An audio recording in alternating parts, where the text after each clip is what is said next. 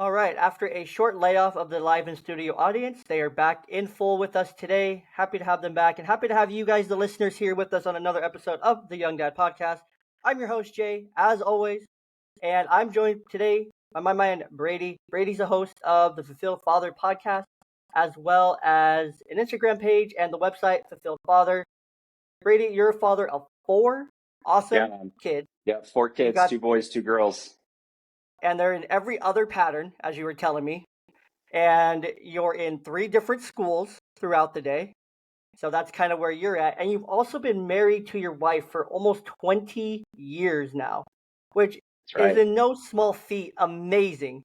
You don't even look like you have a senior or you've been married for 20 years. You look fantastic for your age. So let me know what cream you're using, and I will buy it shamelessly and plug it away on the podcast here. But Brady, we were talking a little bit about pre-show, just some awesome things we're going to jump into today. So go ahead and tell us a little bit about you, a little bit about what the heck the Fulfilled Father is, how it started, how it got going, and anything else you want to tell us about you and your platform. Love it. Thank you, Jay. Excited to be here with you today. My name's Brady. Father of four. I've got two boys, two girls, ranging all the way from my oldest daughter. She's a senior in high school this year, to my youngest boy. He's his last couple of years in elementary. And, uh, happily married for, as you said, almost 20 years. Me and my wife have an amazing relationship. I've got an amazing relationship with my kids, which I'm super grateful for. And, the foundation and what started Fulfilled Father, you know, I travel a bit for work. I get to meet a lot of different people and was really pretty blown away with how many dads talk about the relationship with their wives and with their kids as though it's like a big obligation and burden, almost like they would love to just kind of, shrug it off their shoulders. And I couldn't relate with it. I couldn't understand it. And realized that I think there's some misconceptions there, especially for people that have found success professionally, that they kind of have to choose. I can't have that awesome family life and still be successful professionally or with my finances. And the reality is like, no, you absolutely can. And so the goal with creating the Fulfilled Father platform, is to provide a venue to help support and guide dads in that process. And so, we're still building it out. I'm actively working still, with my businesses and with my partners, and providing for my family. But in the spare time, it's adding those social media posts, trying to help dads out. Excited to be doing this podcast and video with you today to help get the message out, because the reality is you can have it all, right? It takes discipline and hard work and effort, but you can find happiness and success with your family life and the rest of your life. That's so true. That's so true. It really does come down to, it feels like it has to be a choice, right? It always comes down to choices. Everything we do in life is a choice. Waking up in the morning, putting on a certain pair of shoes versus another pair of shoes, putting on a pair of underwear versus another pair of underwear or socks or whatever. Like everything we do is a choice. And even those simple choices have consequences. If it's -5 outside and you wear thin little running socks with running shoes, it's probably not going to end very well and your feet are going to hurt from how cold they are all day, as like Right. an example. But you have to make those choices every single day to be fulfilled. And it really comes back to being more intentional. Something that I've really been working on myself personally is trying to become just more intentional in general across all the things I do, whether I'm intentional at work with what I'm doing and the place where I'm doing it from. Like if I'm doing something from a place, I'll check myself like, where is this coming from? Am I doing this just because I want to genuinely be nice? Or am I doing this from like an I have to place or I was told to place? Or is this just like a because I want to kind of thing? Are my intentions right? What am I doing at home? Am I intentionally trying to be more present? Am I intentionally trying to engage more? Am I intentionally trying to yell less and love more, or do less mansplaining, or do this versus the other? With my fiance now, is like, am I wanting to do this versus that versus this versus that? Uh, and we had like probably one of our best dates in a really long time. We just felt like last at the time of this recording, uh, a couple nights ago, where we just felt like super close, super on the same page about everything we were talking about. Just everything was clicking, and it was Yeah. because like we were both trying to be more intentional for the other person, more intentional with listening and hearing and responding and like doing the things and talking in the ways that the other like appreciates more. Uh, so it really comes down to the intention behind what you're doing and how you're doing it. Yeah. Yeah.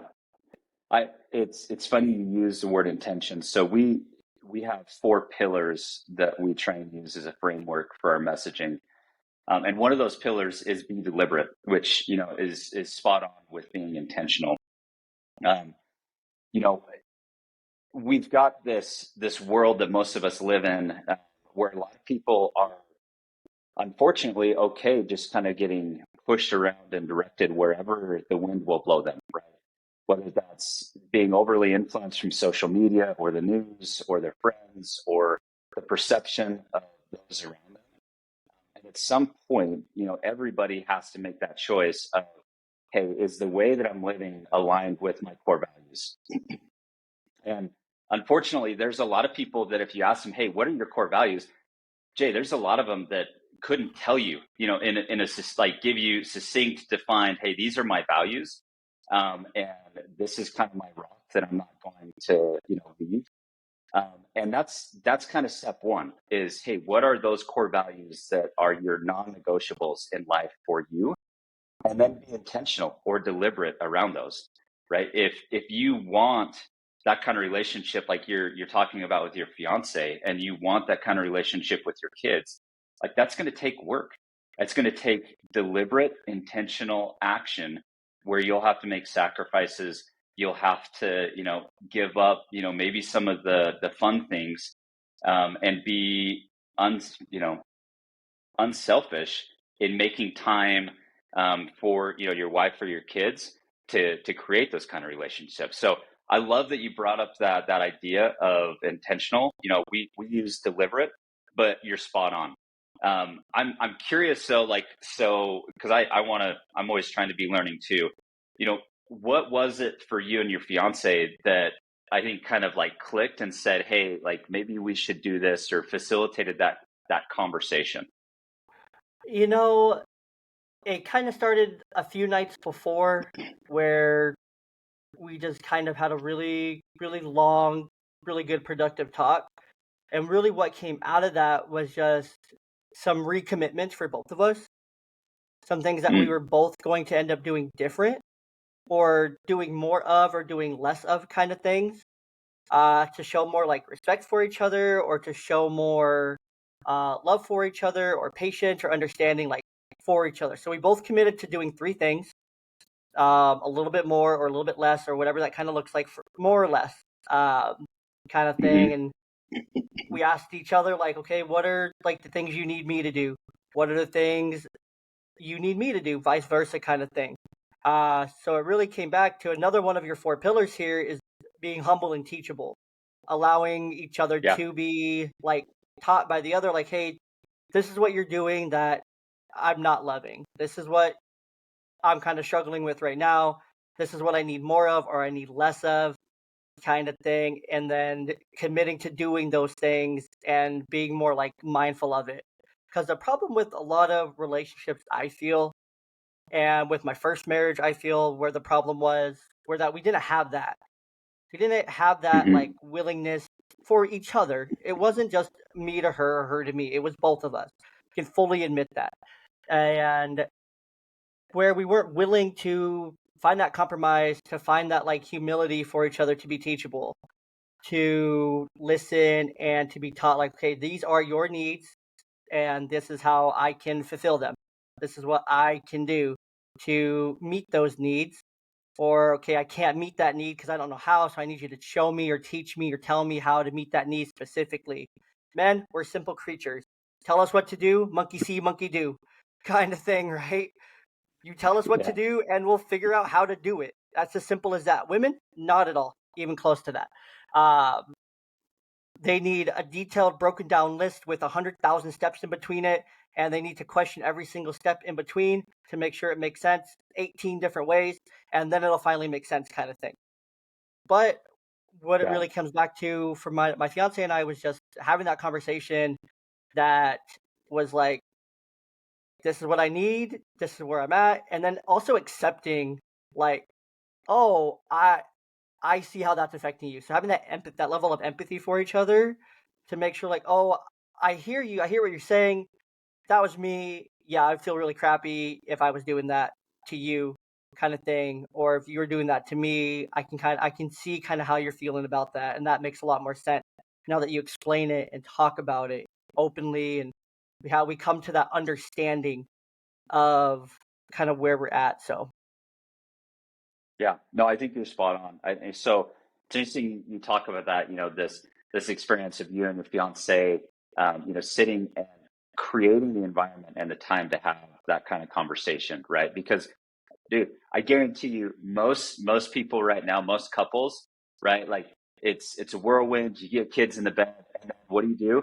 You sit next to each other on this, doing your Hmm. own thing, you know, for an hour, a couple hours or whatever, or maybe you're on video games or watching a show, but it's like you're in the same house, maybe even in the same room, maybe in the same bed with each other, but you're like doing your own thing, right? Instead of being deliberate and having that conversation.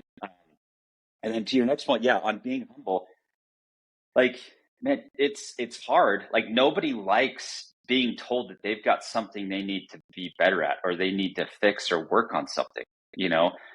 But the reality of it is that's what relationships are like. You have to be vulnerable, whether that's with your spouse or with your kids, right? Like there's going to be times, and I think all of us have these moments, like how many dads have had a moment where you lost your crap on your kids, right? Like you lose it on your kids. You lost your patience, right?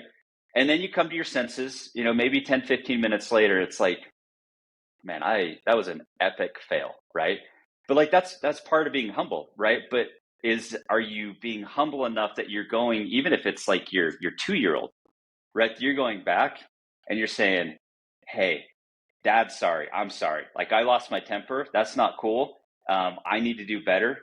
You need to know that I'm not perfect and sometimes I make mistakes too. And I love you. And I'm sorry that I handled that, in that way, right? Because part of this is you're providing that example for your kids and you're creating a relationship where it's okay to be vulnerable, right? Like you're not going to always get it right. You're not always going to have all of the answers. You're not going to nail it 100% every single time. But you got to be teachable, right? You got to be able to be humble enough to look inward and kind of take inventory of what you're doing right or what you're doing wrong. But then I think to your point, Jay, like you nailed is, being able to have those conversations with, with your wife or even with your kids, especially as they get older, on how you can more effectively communicate or how you can better support them, right? Or what things you do just, drive them nuts. That you're always being an engaged person in the relationship, but that it's not, I'm always right, this whole thing of like, well, because I said so, like, please don't use that, right? Like Hmm. engage, like these are real people. This isn't a dictatorship where you just get to rule everything. But it's hard. Like you got to be willing to be humble, and humble yourself and genuinely seek for that feedback, right? Hmm. um Hmm. and I say genuinely because, Jay, I think a lot of times it's like, dude, you can't fake that. Like anybody can see right through it if it's not genuine. If you're not like genuinely humble, asking for, those conversations with an intent to change and to do better and a commitment. I don't care if it's your spouse, I don't care if it's any one of your kids, they'll see right through it. Like you legitimately have to be genuine, in that desire to be better and be an active participant in the relationship. You got to be humble to do that. Exactly. But you also have to be like, you have to want that feedback at the same time. You have to have a desire in yourself. So you have to be intentional enough to be humble, but then you have to have an intentional desire for that change to be better. So one thing that my fiance and I talk a lot about is like my oldest daughter. She's 6 going on 16 a lot of the time. A lot of big outbursts, a lot of hard time controlling her emotions. She just started, well, at the time of this recording, she's been going to therapy for a little bit now to kind of help learn some of those skills. Like, even though I work in mental health, I can't work with this kid because I can't work with myself, kind of thing. The apple did not fall far from this tree in terms of her. But one thing that my fiance and I talk about is her a lot because, like, she can be so disrespectful, so yelly, so screamy, and then she knows just how to get me because like she's so much me that she knows how to get at me or get after me so easily. So the other day at the time of this recording, I had to, it was after the night that my fiance and I talked. We talked kind of like how she needs better boundaries, she needs to understand these things. And I think part of that feedback is taking that feedback and applying it, wanting to improve and to grow and to not settling with kind of exactly where you're at. And so with that, it's like, okay, I could have taken what my fiance said and just said, yeah, we're working on it kind of thing. But I decided I need to take it a step further, which is also goes in line with me trying to be more intentional to where I got down on my knees, I got down on her level, and I'm like, look, you don't like it when I yell at you. You don't like it when I cuss. You don't like it when I do these things. I also don't like it when you yell at me for no reason, when you get yelly and screamy at me. Because then daddy feels like he wants to yell and scream right back at you. And it's not fun for either of us.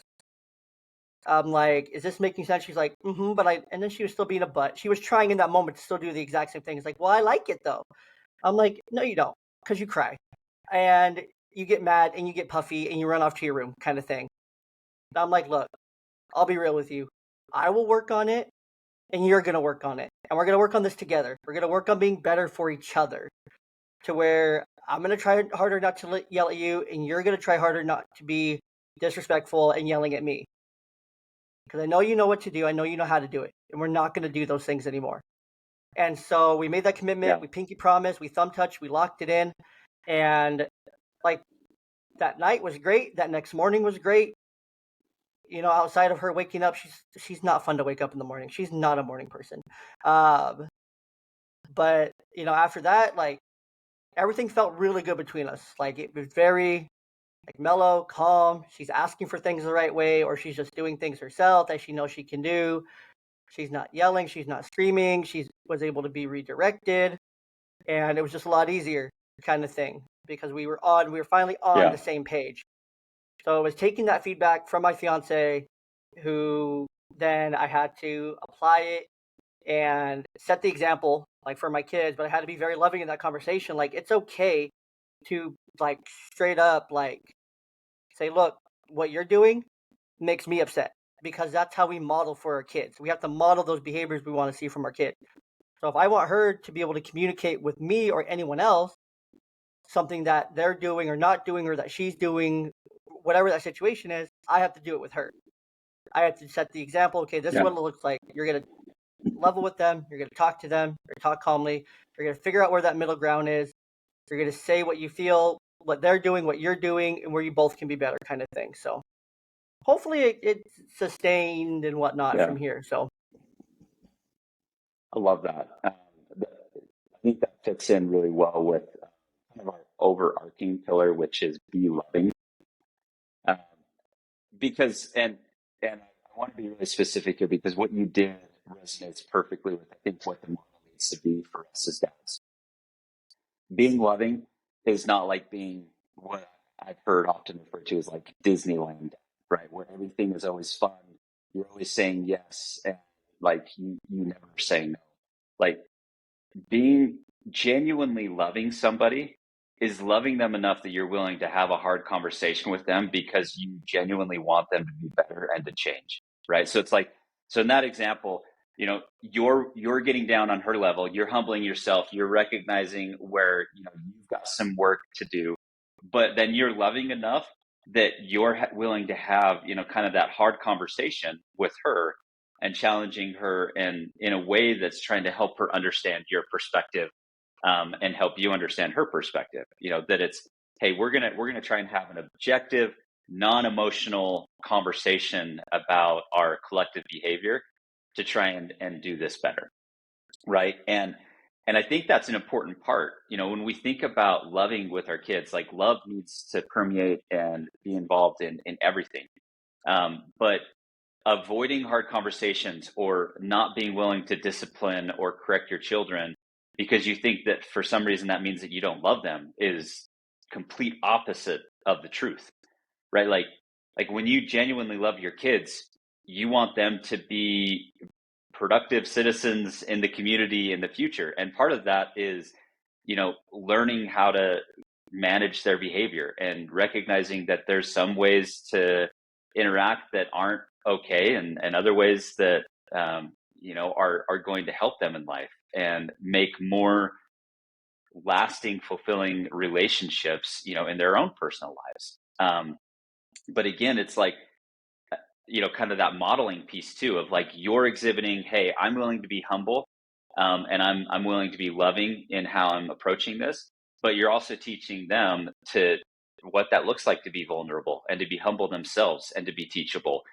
But again, because it's approached in a loving manner where they recognize you genuinely care for them and want them to get better, it's going to be well received because they know you're not faking it, right? And there's plenty of times where I think, probably more so with, say, teenagers, where, yeah, you're not going to be able to do that like in the heat of the moment. Like you're both probably going to have to cool off. Like I know that I'm that way with, my teenagers.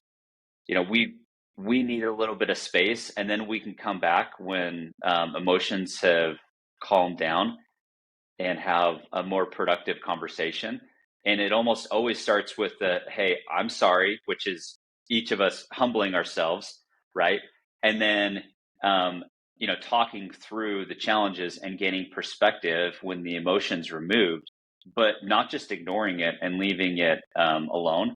But, again, being willing to have that conversation deliberately, with lots of love and intention to get better and strengthen the relationship, um, and recognizing that like some of those moments, that's where you get the best feedback, where you realize, okay, yeah, when I do this, it triggers this. Like I know that, like with my oldest daughter, like I know there are certain things that if her and I disagree with something, there's certain behaviors that are going to trigger her, which then triggers me. Um, and I just know that it's more productive for us to not do that, right? To approach it a different way. And I think sometimes, Jay, the hardest part is every kid is different, right? And even how we interact with our wife, like that's going to look different. And sometimes it might feel overwhelming because like you got to figure out like, well, I have to use this approach with this person or this approach with, this other person in my family. But that's the cool part. Like all of us are very unique. All of us have different personalities. I know for me, when each one of my kids were born, like, being in the hospital with them, seeing how they interact or respond to nurses, like I will argue you could see a lot of their individual personalities and how they respond to things, even from like the instant they were born, with how they responded to, the hair being washed or, being wrapped up and wiped off by nurses, like any of that. And I think that's an important part of, when we're loving and, being deliberate and humbled, that it's going to look different for each one of these relationships, but each one of those relationships bring crazy amount of joy and happiness, when it's like a real healthy relationship too. 100%. And I think it's so interesting that you mentioned that like each relationship's going to be a little bit different at the Yeah. same time. And I think that's part of it is overwhelming to a great extent, especially when you have, five different people for your case all coming to you and approaching you in a different way for possibly the exact same thing. And they could all be asking you for the exact same thing, but they're all going to come about it a different way or in their own unique way. And for each of those five people, well, I guess there's only 4 love languages. Uh, 5. There's 5 love languages. Yeah, 5. They all could have a different love languages, right? I'm sure a Yeah. couple of them maybe have the same love language, but there's a chance that they all could be different on there. And so then you, as a father, you have to show love in 5 different ways, an individual way to each and every person, to each child and to your wife, differently, in a way that resonates with them. And then they all have to learn how to show it to each other. And then they have to learn how it's showed to Hmm. themselves. And then they have to learn how they communicate that back to you and to mom. And it's like this really cool yet overwhelming cycle of like fun, like as a dad, being able to try to learn and balance these personalities. And then over time, you're going to learn like, oh, these apples really did not fall far from the tree. They don't. They don't. Whether it's from you or from your wife's tree, whatever that looks like, they don't fall very far from your tree. Our kids are more Yeah. like us than we think, and they model after us and they take after us, which can also be very overwhelming to think about. It's like, wow, my kids are going to take after me, or they're going to take after me and my wife in a certain way. They're going to do these things a certain way at a certain time at a certain place. Hopefully, they don't mess up. They don't get hurt or bullied or something happened to them because of what I taught them. Maybe you didn't even try to teach them, and did something really great and amazing just because of your example that you set. So that's kind of Yeah. the counterpoint to how overwhelming it is. It's just honestly just kind of just be there. Just be there, be intentional, be deliberate, be loving, be humble, and want, to be the best you can every day for your kids and put the best foot forward, which kind of leads us into, if a typical dad's listening to this right now, they're probably like, well, yeah, that's all well and great in words and in theory, but I can't have all of that. Yeah. Kind of like you mentioned, like I can't have all the things. Like I can't have a good relationship with my wife and my kids. Like I have to choose one or the other. It's most likely most men are thinking, well, I'm going to choose my kids, of course, because, wife, whatever kind of thing. That's kind of where we are. Yeah. I also can't have a great time at work. I can't have all the things here. I can't have a social life. I can't also have friends. I can't also have good relationships with my extended family. I can't also have a good relationship with my in-laws. I can't have this. I can't have that. I can't have all the good things together. Because a lot of men will feel like I'm not allowed to do that because I'm a man. That's not how it works. I get to have one or two nice things, and that's it. So I'm gonna pick and choose my one or two nice things to be my kids and games or whatever. Those are my nice things. When Yeah. it's all about, for me, the analogy I like to think of for this is your cups, right? I'm sure you've heard this. How full are your cups? Yep. First off, how full is Yep. your cup? Are you trying to pour from an empty cup into all these cups? But how big are all those cups? Because all those cups are not the same size. You have to realize all those cups are not the same size because some of them are going to be bigger because they matter more to you, and some are going to be smaller. But if your smallest cups are overflowing while your biggest cups are half empty, there's the problem in itself. Is you have a little tiny shot glass that's overflowing versus this big cup that's your relationship with your spouse that's only this full versus this little one's overflowing and gushing full because you're pouring way too much into that cup and it doesn't matter that much. You're pouring into the wrong things that don't matter while you're not pouring enough into the things that do matter. Yeah. And I think so. There's two things there, Jay. I think one, I think that perfectly goes back and resonates with, again, being deliberate, right? Taking assessment of what are those cups in your personal life. You know, we've hit on three of our pillars, right? So we've talked about be humble, be hungry, or sorry, be deliberate and be loving, right? The last one is be hungry. And for us, it's like, yeah, stop settling, stop being okay with the status quo. And honestly, like that's in either like your professional life and how you provide, to just settling with the quality of the relationships and saying, well, yeah, this, it just is how it is, right? um like if you want something better, then figure out the plan to get there, right? So to some of your points of, I think dad saying, well, I can't have it all. Like I can't have that with my relationship and have this social life with my friends and have, some of this with the kids, or, have the success with work. Um, First, dude, it is not going to all happen overnight, right? Like it is consistent, persistent work that's going to facilitate or provide that kind of life that you want. But if you're hungry and unwilling to settle or just, accept the status quo for what it is, like you'll get more deliberate, right? Like one of the reasons me and my wife have had an amazing marriage, coming on 20 years, like we're in this together. We're all in. There's never been a point where one of us is like, no, this seems too hard. I think we're out. It's like, no, like we're in this. And the crazy part, and this might be surprising, for some to think that it can get this way. If I've got the choice of going and hanging out with the boys or being with my family, I'm picking my family every single time at this point. Like because like those relationships are so much stronger than, relationships I even have with my guy friends now. But it's taken work. It's like, yeah, like I'm happy to go on boys trips and go have fun and go do stuff with the guys. But I'd rather be doing it with, my kids or my wife, and creating those kinds of experiences.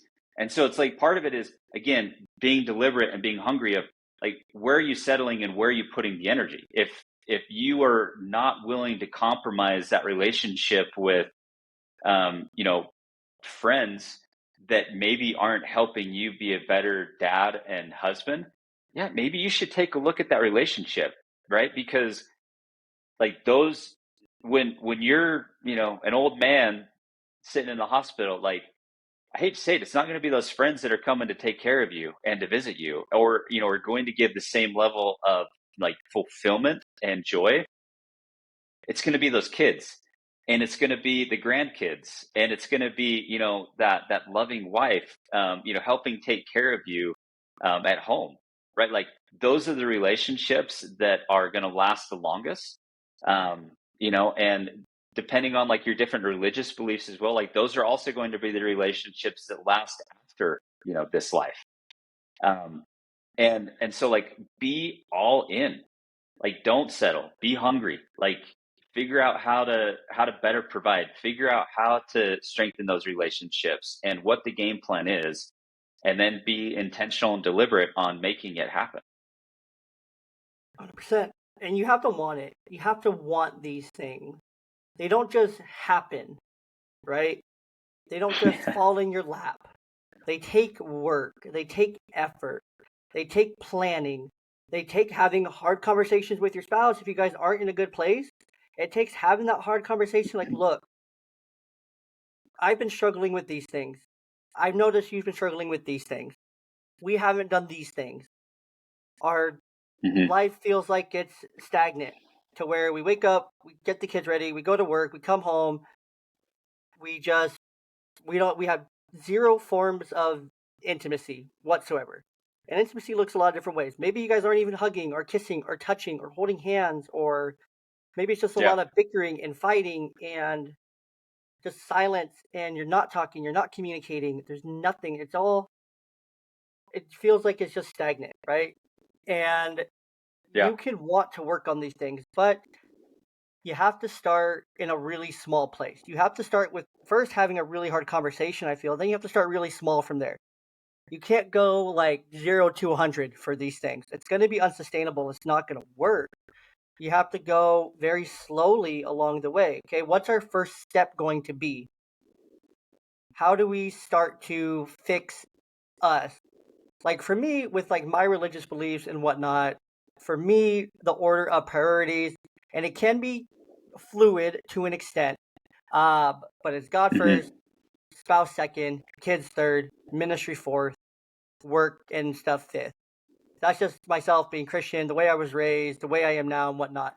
That's the kind of the order of things, and it can be very like kids and spouse can definitely flip at any given time depending on what the circumstances is.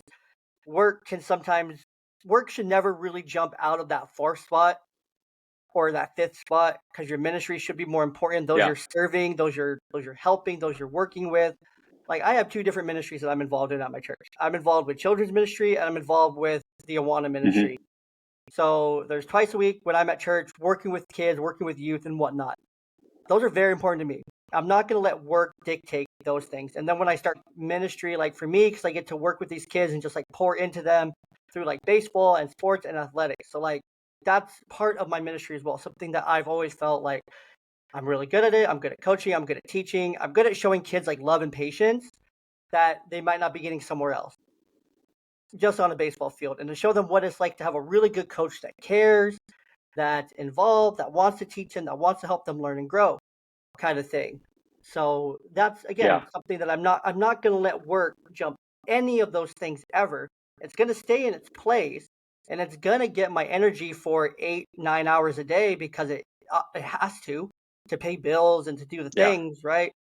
But it's not going to jump those other things that are more important to me. It's not going to supersede my ministry. Is definitely not going to come before my kids or my spouse, because I can't do my ministry without those other two things being in sync.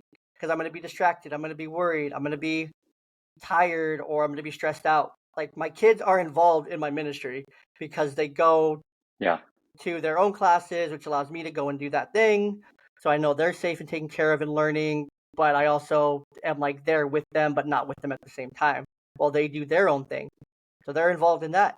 And I couldn't do those things without the support of my spouse, kind of thing. So if those other Yeah. two relationships aren't there, that's important. And then, of course, my spouse and my kids can really come down to just kind of what the heck I'm doing. Like, I need, sometimes I'm going to have to put kids first before something, and we have to make that sacrifice. Maybe it was a date night or something that we had pre-planned, but now there's this really important like kid event, and now we have to sacrifice and put them before ourselves or before each other in that instance. So those two things I feel are linear. For us, for me, it's like I can't put anything before God. I can't anything before Yeah. Him. I can't do. Um, and I'm not afraid to talk about God and faith on my podcast. I don't Yeah. understand questioning a lot of things there. Like, how are we not doing this enough? Like, why is it taboo? All those questions. But that's a whole different podcast in itself. Um, Yeah. Yeah. so No, you're probably right. But yeah, but I think, to your point, Jay, um, if you're deliberate, like you've gone through the practice of identifying what are your points of focus, right? And what is the priority with it? Like you've been deliberate and you know, you're you're being very strategic in how you approach it. For me, I'm similar, in terms of my areas of priority, right? So I very religious person. My relationship with God is crucial. So similar. So God is my number one. My wife is my number two. My kids are like just right behind my kids, and a lot of that is because we have to be on the same page.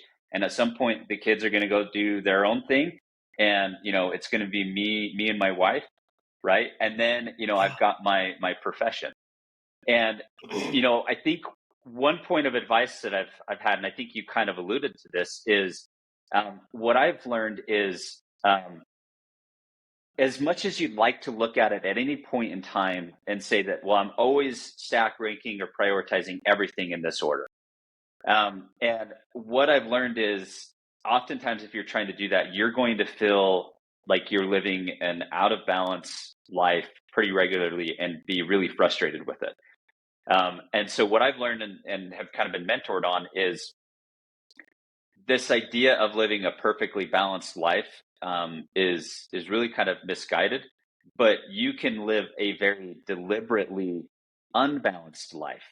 And what I mean by that, Jay, is if again you're being intentional, humble, right, hungry, loving, all these things, and take a step back, and you can take inventory of how things are going in your life and have some of those conversations, right? And recognize that there are going to be times where maybe you've got that big project at work or something going on, or you change jobs and you've got to get cut up to speed or whatever. Like you're going to have to give more time to your work, right? As a provider for your family and, being able to help provide an income, right? There's going to be other times where maybe one of your kids is really, really struggling with, anxiety or some other type of, mental disability or struggle or, social life. And you know what? That's going to have to take more time.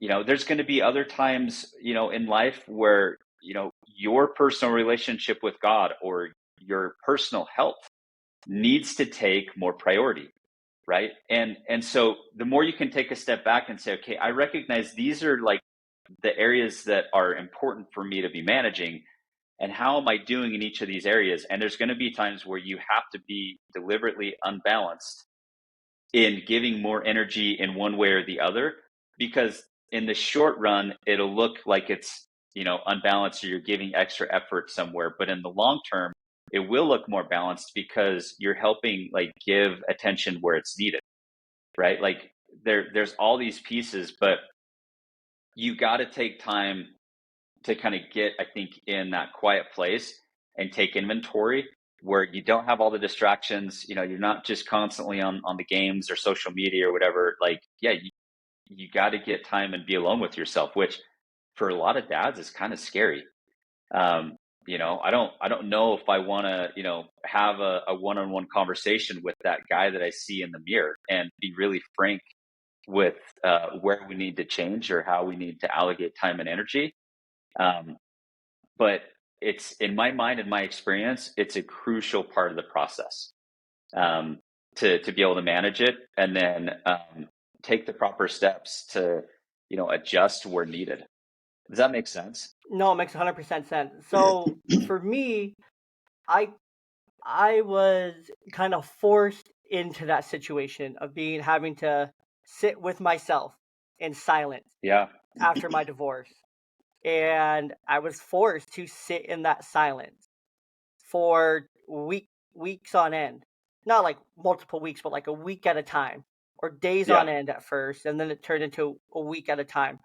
Uh, so I was forced to just be by myself with myself. Well, of course my dogs were there, but outside of that, like, it was just me. And um, so that was,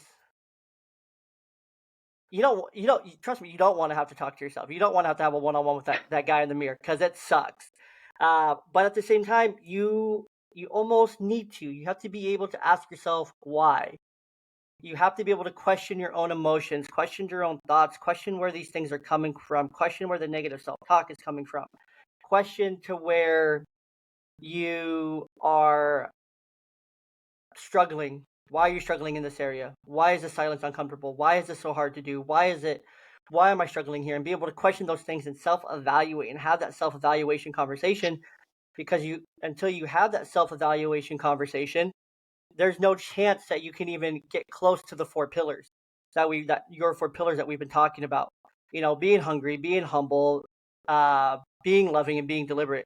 There's no chance you can even get close to those until you have that self-evaluation conversation, until you know where you're Yeah. struggling, to where you know what areas, like, am I not being deliberate in, what areas am I not being loving in, what areas am I not being humble in, what areas am I not hungry in.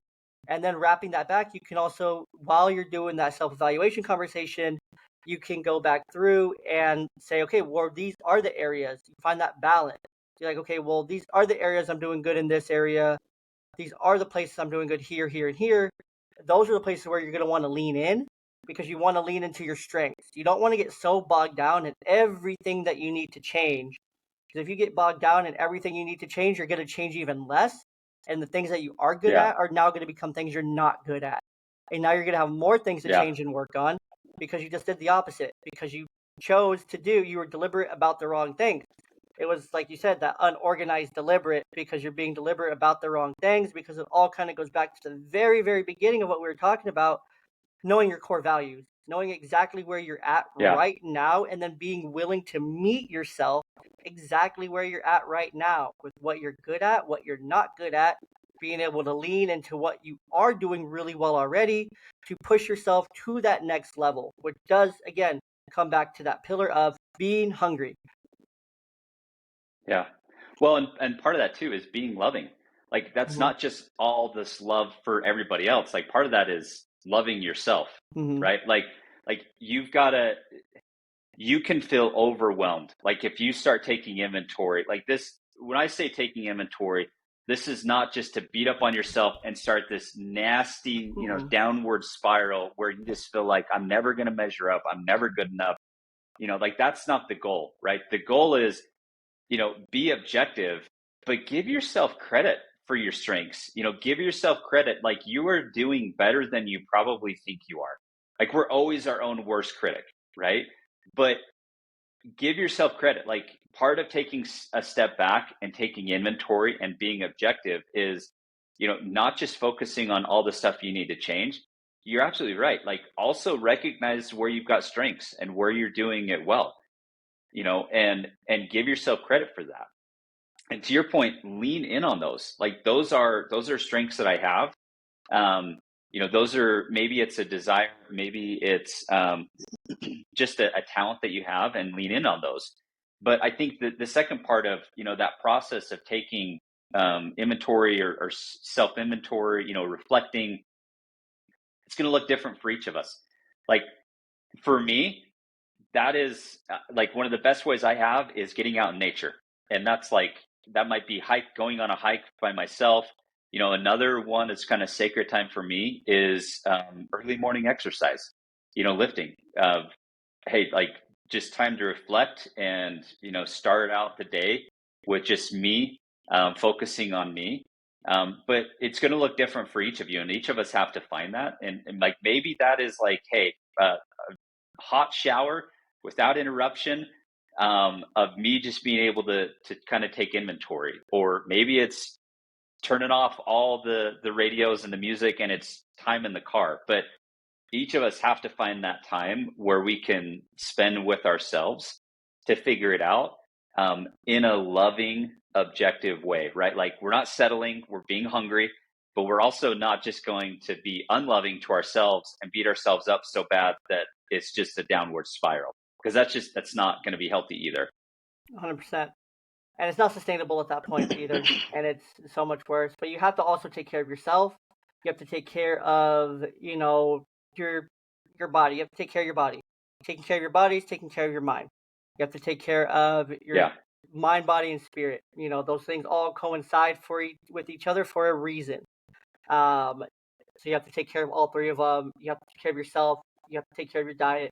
You have to take care of yourself so that you can take care of all these things that are in front of you to be able to push yourself and to make those sustained changes in your life.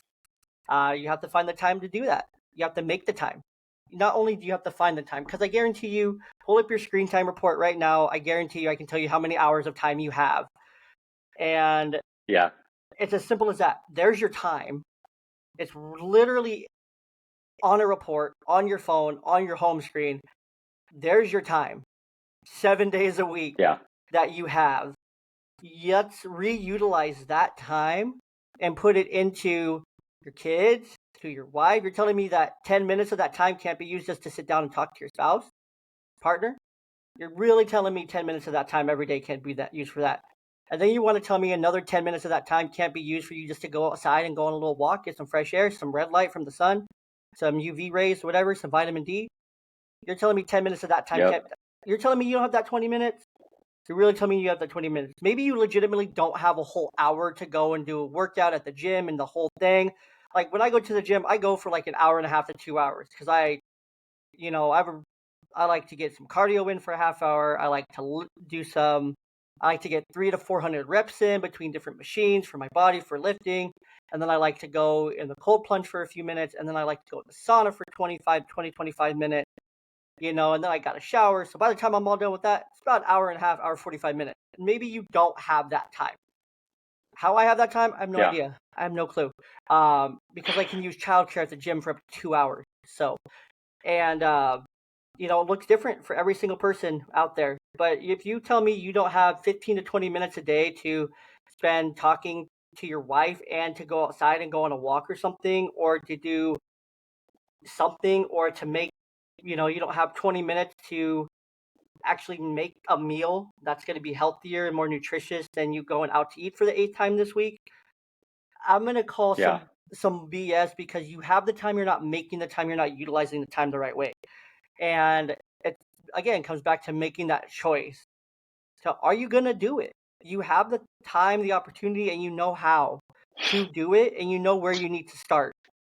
If you've already had that kind of self-evaluation, you've taken that inventory, you know where to start. For me, it was like I personally been struggling for months now at the time of this recording with a lat injury in my back. And so that really Mhm. kind of halted the progress I was making at the gym, made me take some time off, and I've had a struggle getting back into it consistently. And then everyone knows with injury usually comes some changes in diet and routine. Yeah. And so Yep. that was a struggle on top of that. And then now trying to get back into it, it's a struggle. But also with that came like a lack of like desire to to do more creative things, to where I ended up taking November and December off from podcasting altogether. And I just didn't podcast. Granted, it was the holidays. It was my fiance's and my first holidays together. So of course I did that. And I had a kid birthday in there. So it was the whole thing, but like it was kind of hard to get back into it at the beginning of the year, and to find that creative like outlet, to now where like I have to choose to be more intentional in a way where I am doing a journal at this time of the recording. I'm 2 or 3 days into the journal of just becoming more intentional.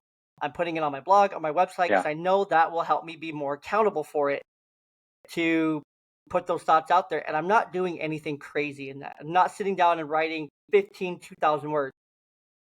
I'm going 10 minutes. Whatever comes to me in those 10 minutes, even if it's just a few sentences, that's perfect. That's more than enough. It doesn't have to be something long, drawn out, Yeah. plotted and perfect and beautiful and makes sense. Because it makes sense to me. And that's what matters. It makes Yeah. sense because that's my inventory. That's what my accountability looks like for myself. On top of that, before that, there's some prayer. And I'm doing that journal. For me, I'm doing that journal in silence, in a dark room, just the screens and a candle lit next to me. That's it. Like that's the level I'm doing it at, for that Yeah. silence, no headphones, no music. I really want some noise. I really, really want some noise. So, Most of us do. Yeah. Yeah. No, I think you're spot on. And I love the part of, like, thank you for being vulnerable a little bit too, because, I think I'm sure there's dads that, might be hearing this, like, yeah, you guys just have it all figured out. Like you're just a different breed.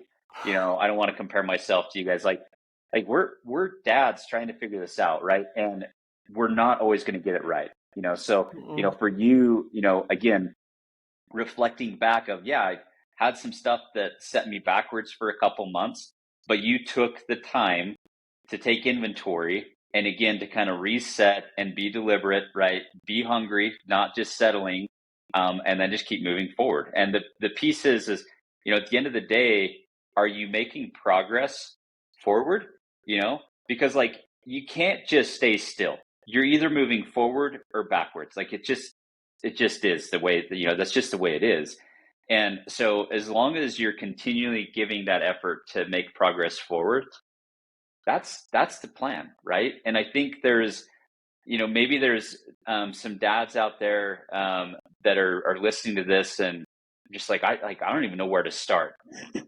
Excuse me. And maybe that's a new dad, or a dad with, his wife is expecting right now with his first child, and he's scared to death of like, how am I going to do this? I don't feel ready to be a dad. To maybe it's a dad that, hey, my kids are all out of the house now. Like we're empty nesters. Like I'm trying to figure this out with my wife. We've kind of lived our own separate lives for the last 20 years. And now it's just us at home, and like, it's not working well. Like, and anybody in that stage, or any of those stages, from one extreme or spectrum to the other, might be saying, well, where do I start?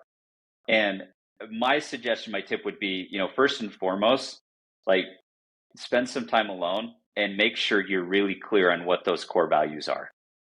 And because once you've identified what your core values are, it's easier to just always default back to that. Like any questions, any decisions, anytime that conversation in your head of like, well, should I do this or should I do that? Well, my core values would say that I need to do this. It's like, okay, well, then even though I may not feel like it, if that's the person I am desiring, to become or to be, then that's where my actions are aligned, right? And you start getting your whole mind and body trained and aligned with that. But if you don't know what those core values are, you don't know where you stand, yeah, you're just going to get pushed around like a leaf in the wind every single time because you don't have that, that rock to hold to. So, I'd really say, Jay, yeah, if you're not sure where to start, figure out your core values. And this, like, it took me a long time. I remember I spent like a month kind of nailing it down, and then it was still a process over a year or two of refining that and becoming more clear on what that meant for me. And it, was something that I reflected on and spent time on. But it's made it so much easier to navigate my actions, my behavior, where I spend my time, my energy. And really what it's kind of come down to is me coming up with these 4 values. Like this framework, these foundations, those are my values. And it works really well for me. And it might mean something different for somebody else, but my values is being humble, being hungry, being deliberate, and being loving. And that resonates in all aspects of my life and how I operate as a person. And it's provide me with just immense fulfillment and joy as a husband and father with relationships that I wish everybody could have an experience what I have with their own personal family relationships, because I feel so blessed and so grateful. 100%. 100% to all that. And, that's so important because the part of it that I'm here trying to do on my platform is just trying to share all these different recipes, right? All these different recipes to success. Maybe you find the recipe by scrolling through the catalog of episodes. By the time this comes out, there'll be over 100 episodes, and you'll be able to scroll back and look through just the catalog. Maybe a name will stand out, maybe a topic will stand out, maybe a title will stand out, maybe a summary description will stand out, or whatever. Maybe the algorithm will outdo its thing the right way instead of in a negative way to put this across a real screen or a short screen or TikTok feed or whatever it is, so that it finds the right person. Because that's what the hope and desire is, for everyone, for every dad out there to have this sense of fulfillment, to have that sense of love and joy, and to be able to want and continue to be the best, and to ultimately know they're not alone. We're all struggling with something different along this thing, but we're all also trying to struggle in silence. Let's stop struggling in silence. There's no point. That doesn't help any of us. That's hurting your kids. That's hurting you. That's hurting your spouse if you're just struggling in silence. Speak up. Talk out. Communicate. Hit my DMs. Hit Brady's DMs. Hit any of my guest DMs that I've ever had on the show. It's over 100 different people that you can reach out to. And talk to at any time, at any point. Reach out to your best friend from elementary school that you haven't talked to in 3 years. So what? It doesn't matter. Reach out. If you're struggling, reach out. Stop struggling in silence so that you can start finding the right sauce to Mm-hmm. your steak to be dipped in. I don't know. But yeah, so with that, Brady, you kind of hit on the very first question of the YDP3, which is where you're rooted. You kind of mentioned those core values that make up who you are and the innermost workings of Yeah. you. So I'm going to give you a pass on the first one since we've kind of answered that one already. So you get a YDP2 Okay. today. So the YDP3 is usually 3 questions. The first one is where are you rooted? What makes up who you are? You mentioned being hungry, being loving, being deliberate, and being humble. That's what I missed. Uh, Yep. that makes up who you are. Second question here is what grounds you when you're feeling all stressy and Mm. depressy and kind of, I guess, kind of out of whack, out of sync. What brings you back? What kind of some Yeah. of those things that immediately bring you back to earth, back into reality? I think the first part for me is it's the little things. It's the daily systems and process, right? It's like, it sounds really silly, but I know, um, if I consistently am waking up at 5:30 in the morning and exercising for a half hour to an hour, getting some meditation in, for me, personal scripture study in, to start my day, everything goes much more smoothly. Like, so like when I get in a funk or I'm having problems, I take a look at my routine, and for me, 95% of the time, I've gotten out of kind of that routine of getting to bed at a good time and then waking up in the morning and doing my routine of taking care of myself first, so that I can then tackle the day and taking care of everything else. Um, I've just kind of found that process, that system, keeps me grounded and helps keep me in a healthy spot. And most of the time, if I get out of whack, I notice that I'm not doing my routine. 100%. I can echo that. And just to add on to that, it's okay to prioritize you as a dad. We touched on it. We didn't go Yeah, deep into it, but you have to fill your cup before you can fill any other cup. And so making sure yeah, you take care of you, prioritize you. If that means, like, for Brady, I'm a lot like you, where I have to wake up at 5:30 in the morning to do these things, to sit down and journal, to sit down yeah, and meditate or read or dive into scripture or whatever it is. Like, I have to wake up at that 5:30 time to be able to do those things on a regular week. Or to work out, I have to yeah, sacrifice like going at night or you know, moving things around or shifting my schedule to make sure I do those things for myself. So it's super important and it's okay. Like, there's this weird, and we won't have to get too much into it, but there's a stigma like, oh, well, you're a dad, you need to put yourself dead last on the list. If you're not putting yourself dead last on the list, you're wrong.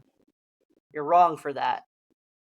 And that's not what you're yeah. supposed to You're do. not going So, to be able to lift. Yeah, you're not going to be that strong, supportive husband and father you want to be if you're not taking care of yourself. Like, you just can't. mm-mm, no. All right. So Yep. the third And question. and Oh, go and I'm ahead. the same way. Like, if I was just gonna say, I'm the same way. Like, if I don't get up and do it first thing in the morning, it's not happening.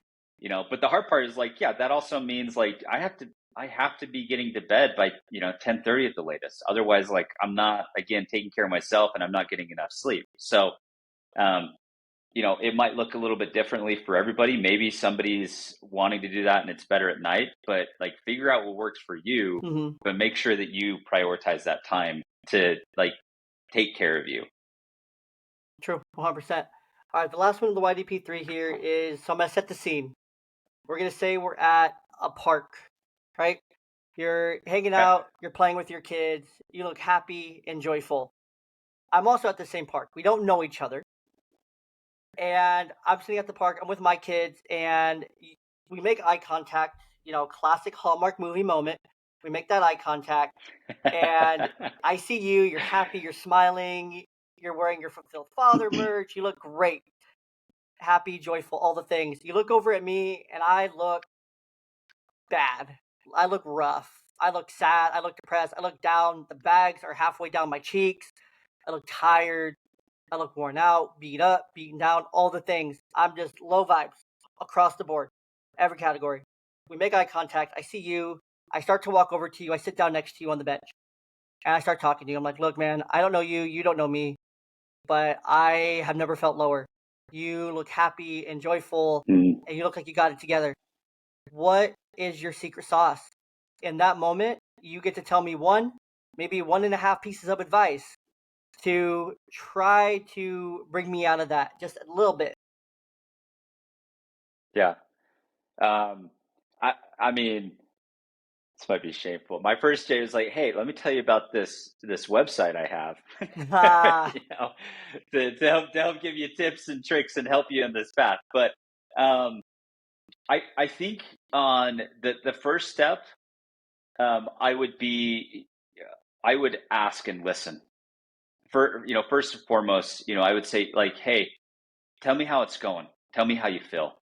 Um, and I say that because my guess in that minute is I'm going to hear feelings of just being overwhelmed and inadequate, and like I'm not measuring up, and I don't feel loved, and I feel like I'm not doing a great job of loving. Like, I know I'm supposed to be here at the park because like that's what I'm supposed to do. I'm trying to check off the boxes. Um, and my next comment would probably be is like, first and foremost, like it doesn't have to be that way. And you can change that, and you can have, what I have. This isn't exclusive. This is not like, hey, only the cool kids get to be in this club, right? Of fulfilled fathers. Um, but there is a framework. And maybe for that dad, with him sharing and expressing everything, like maybe he's not taking care of himself. Maybe he is just at a low, and he's trying, right? But life has hit him hard, and he's trying to work through some stuff and some struggles. Um, but I think, I would want to listen. And then the next piece is I'd want to give him some hope and some encouragement, and then make myself available, to try and help, or point him towards resources to assist him. And part of that, like giving hope, is like, dude, I guarantee you're doing better than you think you are. Like, if I look over and his kids are having fun, I was like, dude, look at it. Like, you may not be in this, but your kids are in this. Your kids are like loving it. They're excited they're here. They're glad that, you brought them here. And so like all those feelings you might be feeling, um, maybe some of them are, you know, pricks in your heart of that you need to make some change. And maybe some of it is just you being really, really hard on yourself, and it's not justified. Um, but the reality of it is like, I think all of us have had some of those lows at different points. Um, and sometimes we need somebody to help pull us out of it. Um, and I think there's a massive supportive ecosystem that is growing, on social media platforms and across the internet, to help support dads, because it really can be amazing. Like, it can be. True, 100%. Well, Brady, thank you for your time. Thank you for all your wisdom and insight and the conversation today. It goes a long way. I really appreciate it. Give me 1 second. We'll pull something up here. Okay. Go ahead and tell us a little bit about where the people can find you. Here is one of the places where they can learn more about Yeah. Phil So Father. So go ahead and tell us a little bit more about it. yeah. So our website, fulfilledfather.com. You can follow us on Instagram, Facebook, and Twitter. We're not as active on TikTok, but we're there as well. It's at Fulfilled Father. And then we've got video content coming out soon. We're excited to continue to build this platform. We've got lots of blog posts, ideas, articles on activities or tips and tricks of what you're working on. Like you said, we've got some awesome merchandise and some gear to help you, remind yourself that you want to be a fulfilled father, and that's an important piece for you. And appreciate the support. And obviously, on any of the social media platforms around here, you're welcome to reach out to us. Send us the DMs. We want to help. We want to help dads feel amazing and excited about being husbands and fathers, and getting the fulfillment they deserve. Definitely. Well, I appreciate your time, Brady. It's been super fun. It's been a great, great conversation. I'm going to take that down. I appreciate it. And, let's just hope and pray that this reaches its target audience. Oh, I'm with you. I appreciate you inviting me on, Jay. It's been a really good time.